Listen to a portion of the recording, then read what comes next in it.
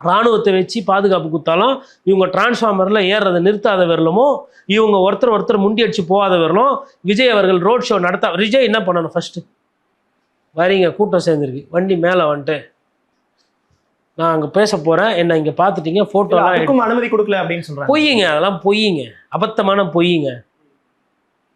உங்கள் தொண்டர்களை பாதுகாக்கணும், ஒழுங்குமுறையாக நடவடிக்கை எடுக்கணும், அதெல்லாம் அனுமதி கொடுத்தாங்கல்ல. ஏன்னா ஜட்ஜிக்கு வேறு வேலை கிடையாதா? எங்கே விஜய் கை தூக்குறாரு, எவ்வளோ தூக்குறாரு, சினிமா டைலாக் எவ்வளோ தான் ஊட்டி எவ்வளோ பேரை ஏமாற்றுவீங்க? நான் கேட்குறேன். உங்களுக்கும் திமுகவுக்கும் இருக்கிறது அரசியல் ரீதியான பிரச்சனை. நான் என்ன கேட்குறேன்னா, மக்கள் மீது குறைந்தபட்சம் மரியாதை எங்கே, மனிதநேயம் எங்கே? 10 மணி நேரம் காக்க வச்சுட்டு வரீங்களே, ஷூட்டிங்க்கு இப்படி தான் லேட்டாக போவீங்களா?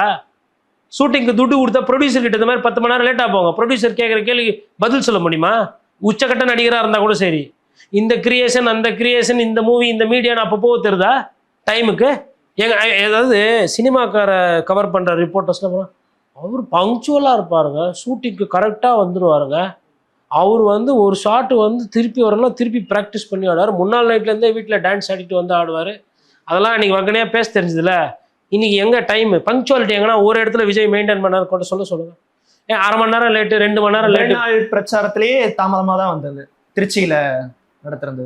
அவர் ஃபர்ஸ்ட்ல இருந்தே தாமதம் தான். மதுரை தாமதம், அந்த வி ஹவுஸ் தாமதம், நாமக்கல் தாமதம், கரூர் தாமதம், திருச்சி தாமதம், அரியலூர் தாமதம், நாகப்பட்டினம் தாமதம், திருவாரூர் தாமதம், பெரம்பலூர்ல தாமதத்தால் பண்ணவே முடியல. ரைட்டா? இந்த மாதிரி இவ்வளோ பிரச்சனையை வச்சுக்கிட்டு திருச்சி ஏர்போர்ட்டில் இதற்கு முன்னாடி எப்போனா தொண்டர்கள் பேரிகேட்லாம் தள்ளி விட்டு போன காட்சிகள் எதனா கட்சியில் பார்த்தீங்களா?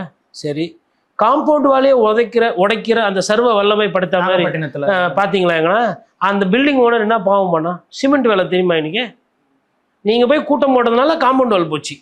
நீங்கள் போய் கூட்டம் போட்டால் அங்கே மரம் பட்டு போயிடும். நீங்கள் போய் கூட்டம் போட்டால் அந்த ஏரியாவில் பவர் கட் ஆகணும். எதனா ஒரு அரசியல் கட்சி எங்கள் தலைவர் வராரு அதனால கரண்ட் கட்டு பண்ணுங்க அப்படின்னு எதனா ஒரு கட்சி இதுக்கு முன்னாடி கோரிக்கை வைத்து பார்த்துருக்கீங்களா? கரூரில் ஏன் அப்படி ஒரு கோரிக்கை வச்சிங்க? கரூர்லையும் நாமக்கல்லையும் எதுக்கு கரண்ட் கட் பண்ண கேட்டீங்க? கரண்ட் கட் பண்ணாங்க, அவங்க சொல்றாங்க. கரண்ட் கட்டு நீங்க கேட்டீங்களா? இல்லையா? கேட்டிருக்கேன். எதுக்கு கேட்டீங்க? இந்த மாதிரி எந்த வித அசம்பாவிதங்களும் நடக்கக்கூடாது. ஏன் அசம்பாவிதம் நடக்கக்கூடாது? ஏன் ஒரு இடமா ஒழுங்கா இருக்கு தெரியாதா அவங்க தொண்டர்களுக்கு? அதை கட்டுப்படுத்த தெரியாதா? கை கால் இருந்தா வச்சுக்கிட்டு அங்கேயே இருக்க வேண்டியதுன்னா இங்க தாவுறது அங்க தாவு, என்ன வேலை இது? அப்ப சீமான் சொன்னது கரெக்ட் ஆயிடுச்சா? நீங்க என்ன பறவைகளா? டிரான்ஸ்ஃபார்மரா பறந்து போய் நிற்பீங்களா? மனிதர்கள் தானே. ஏன் இந்த குறைந்தபட்ச ஒழுக்கம் இல்லை? இது எதுவுமே பண்ண மாட்டேன், ஆனால் காவல்துறை என்னை பாதுகாக்கணுன்றது என்ன விதமான அபத்தமான வாதம் அது?